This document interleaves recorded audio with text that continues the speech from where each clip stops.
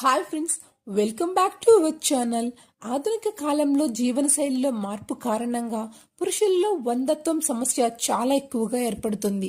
ముఖ్యంగా సిగరెట్లు, ఆల్కహాల్, సరైన ఆహారం లేకపోవడం వల్ల పురుషులలో స్పెర్మ్ కౌంట్ గణనీయంగా తగ్గడం ప్రారంభమవుతుంది.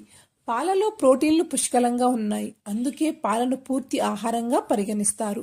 ఆరోగ్యంగా ఉండేందుకు క్రమం తప్పకుండా కనీసం ఒక గ్లాసు పాలు తాగాలని చాలామంది ఆరోగ్య నిపుణులు సిఫార్సు చేస్తూ ఉంటారు. అయితే కొంతమంది పాలను నేరుగా తాగుతారు, మరికొంతమంది పాలు తాగడానికి ఇతర రకాల రుచులు లేదా ఆహార పదార్థాలను జోడించి తాగుతారు. తద్వారా పాల ప్రయోజనాలు రెట్టింపు అవుతాయి. చాలామంది పాలలో బాదం లేదా యాలకులు కలిపి తాగుతారు. అయితే పాలు, లవంగాలు కలిపి తీసుకుంటే ఆరోగ్యానికి ఎంతో మేలు జరుగుతుందని చెబుతున్నారు. పాలు, లవంగాలను కలిపి తీసుకుంటే స్థూలకాయం తగ్గుతుందట. అలాగే పురుషులు